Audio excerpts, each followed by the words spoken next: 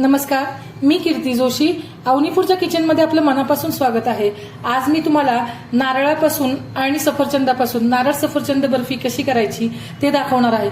Shravan special recipe आहे, कारण की श्रावणामध्ये सगळे सण समारंभ सुरू होतात, तर त्यामुळे देवाला नैवेद्य दाखवायसाठी सुद्धा हे चांगलं ऑप्शन आहे. त्याचबरोबर राखी पौर्णिमेला सुद्धा आपण ही नारळ आणि सफरचंदाची बर्फी करू शकतो. अगदी मौसूत होते, सुंदर होते. तुम्ही इथं बघा किती छान ही बर्फी झालेली आहे. तर ही बर्फी कशी करायची ते आपण पाहूया.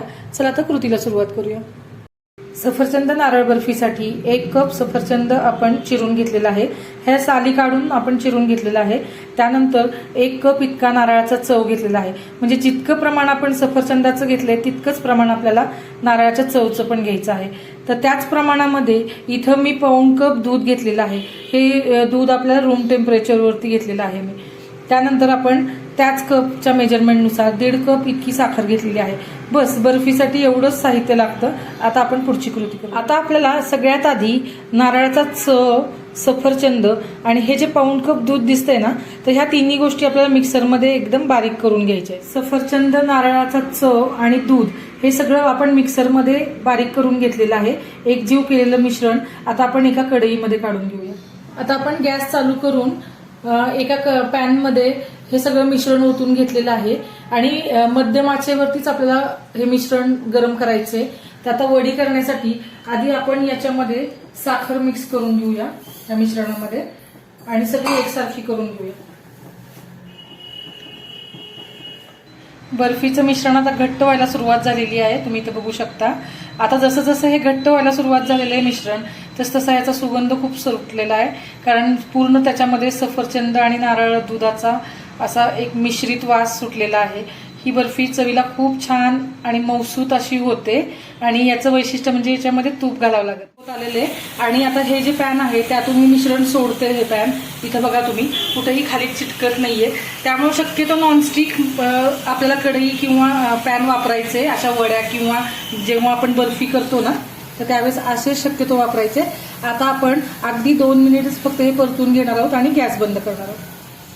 आता मिश्रण घट्ट झाल्यानंतर अगदी आपण साधारणपणे 25 ते 27 मिनिट आपल्याला लागलेत. साधारण एक अर्धा तास पकडून चला.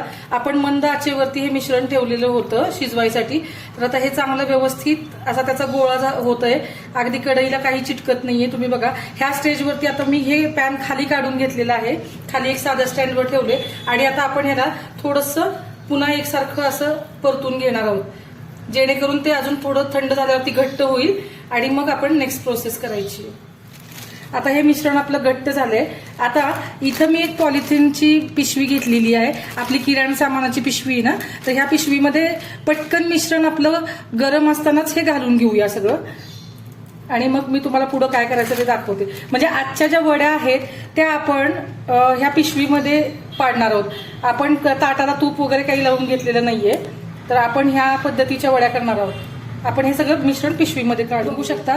आपण हे सगळं ह्या पिशवीमध्ये घालून घेतलेलं आहे, पण मी हे मिश्रण घालताना खालचा भाग थोडासा तसाच ठेवलेला आहे आणि वरचा भाग पण थोडासा तसा ठेवलाय. फक्त मधल्या भागामध्ये आपण हे मिश्रण ओतून घेतले. तुम्ही इथं बघा, खाली पण आपण पूर्ण चिटकवलेलं नाहीये आणि वरचा भाग पण सोडून दिलेला आहे. आता या स्टेजला काय करायचं, खालचा जो भाग आहे तो इथं मी दुमडून घेते. इथं आपण असं दुमडून घेऊया, म्हणजे आपला स्क्वेअर अशी वडी पडेल त्याला. आणि हा जो वरचा भाग आहे तर त्याला पण आपण इथं प्रेस करून घेतलं, म्हणजे चौकोनी करून घेतलं, आपण दुमडून घेतलं दोन्ही बाजूनी. आणि आता आपण हे छान लाटून घेऊया एकसारखं. सगळ्या बाजूनी आपण एकसारखं लाटून घ्यायचंय त्याला आणि हे थंड होण्याची वाट बघायची आहे. साधारण आपला मगाशी कढईतलं मिश्रण घट्ट व्हायला लागल्यानंतर किंवा कढईतून ते सुटायला लागल्यानंतर आपण गॅस बंद केला आणि कढई खाली काढून 1-2 ते 3 मिनिट आपण त्याला परतून घेतलेलं आहे, थंड करून घेतलेलं आहे. तर आपल्याला ही प्रोसेस का करायची आहे, जेव्हा आपण हे प्लॅस्टिकच्या बॅगमध्ये बर्फी करणार होतो त्यामुळे प्लॅस्टिक गरम प्लास्टिकमध्ये गरम चिटकण्याची शक्यता असते, त्याच्यामुळे आपण आधी ते थोडंसं मिश्रण कोमट करून घेतलं आणि मगच ह्या प्लास्टिकच्या पिशवीमध्ये आपण हे भरलेलं आहे. आता हे सगळं लाटल्यानंतर हे थंड होईपर्यंत आपल्याला वाट बघायची. आणि या बर्फीमध्ये आपल्याला कुठलीही वेलची पावडर, जायफळ किंवा कोणताही इसेन्स घालायचा नाहीये, कारण आपल्याला ह्याचा ओरिजिनल फ्लेवर टिकवून ठेवायचा आहे. जो नारळ आणि सफरचंदाचा फ्लेवर आहे तोच याच्यामध्ये राहील.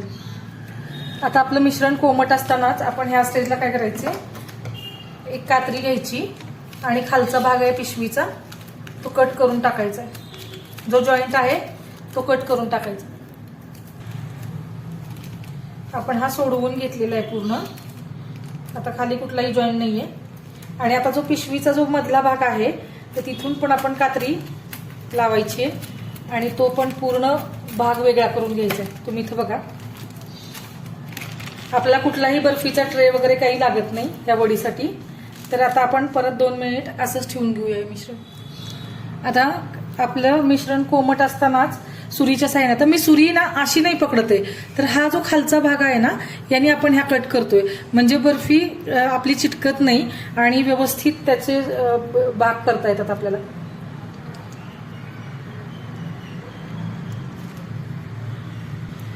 आपल्याला पाहिजे त्या आकारामध्ये ही बर्फी कापू शकता. तुम्ही त्रिकोणी कापू शकता, शंकरपाळीच्या आकाराची, किंवा मोठ्या मोठ्या वड्या पाडू शकता. आपल्याला पाहिजे तसं आपण कट करू शकतो. फक्त मिश्रण पूर्ण थंड व्हायची वाट बघायची नाहीये. कोमट असतानाच आपल्याला त्याचे आकार पाडून घ्यायचे, जेणेकरून जेव्हा ह्या थंड होतील तेव्हा ह्या व्यवस्थित सुटतील बर्फी आपल्याला. बघा किती स्मूथ असं झालेलं आहे मिश्रण आणि वड्या पण छान पडतात.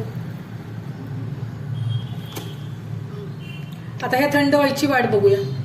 आता वड्या पूर्णपणे थंड झालेल्या आहेत, अगदी व्यवस्थित वेगळ्या होतात. तुम्ही इथं बघा, अगदी आपल्याला प्लास्टिकला अजिबात चिटकत नाही. आणि हे थोडंसं प्लास्टिक वर सरकवलं ना तर वड्या व्यवस्थित सुट्ट्या होतात. अगदी काढायची सुद्धा गरज लागत नाही ह्याला. तर या पद्धतीच्या वड्या तुम्ही घरी नक्की करून बघा. आणि ही जी वडी आहे तर ही नैवेद्याला पण आपण दाखवू तर शकतोच, पण त्याचबरोबर आपल्याला उपासालाही आपण खाऊ शकतो. अगदी मऊसूत होतात आणि चवीला तर अप्रतिम अशा होतात. त्याच्यामध्ये सफरचंदाचा आणि नारळाचा फ्लेवर पूर्णपणे दिसतो. आता ह्या वड्या जर तुम्हाला आवडल्या असतील, ह्या रेसिपी जर तुम्हाला आवडली असेल तर रेसिपीला लाईक, शेअर, कमेंट करायला विसरू नका. आणि जर आपल्या चॅनलला अजून सबस्क्राईब केलं नसेल तर सबस्क्राईब करा. धन्यवाद.